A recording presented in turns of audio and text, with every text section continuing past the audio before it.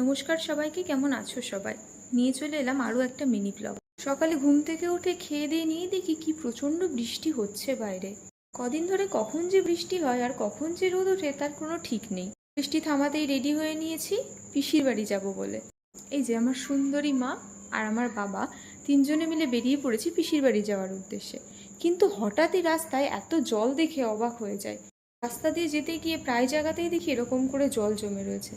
এসে গেছি পিসির বাড়িতে, আর এটা হচ্ছে আমার ছদ্দি।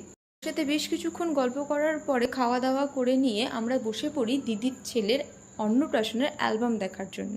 রিসেন্ট কিছুদিন আগেই ওর অন্নপ্রাশন হয়েছিল। এই যে এই পুচকুটা হলোই আমার দিদির ছেলে, পাপান সোনা। এরপর সন্ধে হতেই মা বসে পড়ে তালের বড়া করার জন্য। ভাদ্র মাসের কাছাকাছি সময়টা এলেই না ইচ্ছা হয় শুধু একটু তালের বড়া খাওয়ার। আমি অতটা পছন্দ না করলেও আমার বাড়ির সবাই বেশ ভালোই বাসে এই তালের বড়া খেতে। আচ্ছা, তোমাদের কাদের কাদের তালের বড়া খেতে ভালো লাগে আমাকে একটু জানাও তো।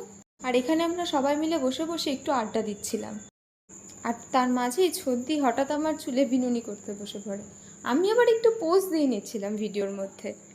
এরপর ওখান থেকে খাওয়া দাওয়া করে আমরা বেরিয়ে পড়ি বাড়ি আসার জন্যে।